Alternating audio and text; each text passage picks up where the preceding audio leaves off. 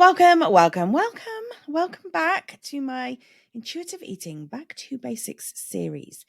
In each episode, I'm walking you through one of the 10 principles of intuitive eating, helping you understand it a little bit, giving you some thoughts, giving you some tips, and then hopefully you'll understand it a little bit better and be able to apply it to your own life. This episode is part of a series, so keep listening if you want to. But if you're just finding the series, if you're just finding this as the first episode, I'd really strongly suggest you go back and you listen to the series from the beginning. It will really help you to do that. Okay, today we are talking about Principle 6, Feel Your Fullness. And just like hunger, there are signs of fullness that you might have ignored for a long time because of dieting. It's really quite common to find that when you are on a diet, you don't get full because the amount you're eating isn't enough to fill you up. If you're calorie counting, especially, you can find that the amount of food that you allow yourself each day or each meal is just not enough. And there are apps out there, mentioning no names, that will set you on a ridiculously low number of calories that is totally unrealistic, nowhere near enough to keep your body functioning. And so to achieve that low number, you have to keep the portions of food tiny. And so you never get to the point of fullness. Or perhaps for you, it's that you binge eat, or you have cheat days or treat days once a week where you're off plan. And so you eat large amounts of food very quickly, and your body doesn't have a chance to realize and tell you that it's full. Or maybe you do realize you're full, but you choose to ignore it because this is the one day of the week that you can go all out and eat whatever you want. So you're going to make the most of it. There are many other reasons why we might eat past the point of being comfortably full, right? Not satisfied. That's the most common one. You're just not satisfied, so you keep eating because you're still looking for the food that's going to satisfy you. Maybe because of your mood. Are you happy? Are you angry? Are you sad? Are you stressed? All reasons why you might eat more than you usually would. Because you have to eat at set times. So you eat more to tide you over to the next meal. Or maybe you're eating too quickly, so your body doesn't have a chance to tell you that it's getting full. Eating when super hungry can make you do that. Or if you've just come off a diet, because now you're free and you're free to eat everything that you want to. And the same with starting intuitive eating. You feel like you can eat all of this food, and so you have to eat all of this food. And your body makes you eat all of this food because you can now. All reasons why you might eat past comfortably full. And habit. It can just be a habit to eat that amount of food, to put that amount of food on your plate, to not stop eating when you're full. There are more emotional reasons too. So, did you grow up with the message of clean your plate? You have to eat everything on your plate before you can leave the table. Is that a message you used to hear? What about money? Maybe money's a big deal for you, or was a big deal growing up, and you feel like it's a waste to stop eating the food that's on your plate.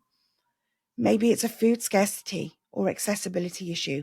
Maybe you don't have food a lot of the week or a lot of the month. So when you do get it, you just want to eat lots of it. And you do, past the point of fullness. Whatever your reasons, it's not a good relationship to have with food. It is physically uncomfortable to be overly full. It is physically uncomfortable to never reach fullness. It's mentally difficult. It's emotionally difficult. The nicer, kinder option is to learn to recognize what fullness feels like for you. And then to work with that. Work with your hunger, work with your fullness, and that will help to naturally balance your food intake. There they go again. See, these principles of intuitive eating working together. Hunger and the fullness working together. It's good. It's important to note here that this is not about feeling your fullness so that you can force yourself to stop eating, okay? It is perfectly okay to feel full, but to not yet be satisfied, so to keep eating. If we said you're full, so you have to stop eating, that's just putting more rules and more restriction in place. And that is not what intuitive eating is about. This is about having an awareness of what your body is telling you and then making a decision based on that. Just like hunger, you might think that you just feel fullness in the stomach, but it's much more than that. So think about a time when you were really, really full. You couldn't squeeze in another bite. How does that feel to you? How does it feel in your stomach? Some discomfort, maybe some pain. Maybe you feel bloated and like you need to unbutton your trousers. Or better still, put your pajamas on. How high up do you feel it? How low do you feel it? Maybe it even messes with your digestion. Now think about how it feels in your head. Can you still concentrate? Do you still have the right level of focus and clarity? Or do you feel sluggish and tired? Once you can distinguish what it feels like for you to be super full, you can start to think about how those feelings are for you when you're a little more comfortably full. Then maybe when you have a nice, comforting feeling in your stomach, maybe that means that you are full of food, but comfortably so. So maybe instead of feeling like you need to sleep, to feel comfortably full means that you are energized and motivated and have better focus. See? If you can't yet feel your fullness yet, that's okay. Give yourself some time. Give yourself a little bit of practice. Like hunger, it might take some work if you've been dieting for a very long time. But with some focus, with some practice, you can start to recognize the sensations that are present for you when you're hungry and when you're full. There's a really nice little activity you can do. It's called the water load test. And the water load test is a great way to start feeling physical fullness, especially if you're a bit out of touch with your hunger and fullness signals. It's a lovely, safe test to do because it's just water. There's no food involved. If that's a bit triggering for you, this makes it a really nice, safe thing for you to do. It's a simple test. All it requires is some water, 5 minutes or so of peace and quiet. And that really is important because you need the space to focus on what you're doing. Choose a time where you could be reasonably empty of food. It's not something you want to do when you've just eaten, because the whole aim of this is to feel when you're starting to get full. So here are the steps. Get yourself a really nice big jug of room temperature water. The more the better, so that you don't run out and have to interrupt to go and get more water. Consider how your stomach feels with no food or very little food in it and no water in it. How does that emptiness feel to you? This is really key as a starting point because it's important to know what that emptiness kind of feels like, and then you can make the connection between that and feeling full. So now take a glass of water, start drinking. Not too slowly, a reasonable pace, so that you can drink a good amount of water. And as that water moves down through your body, feel the movement. Think about how that feels inside for you.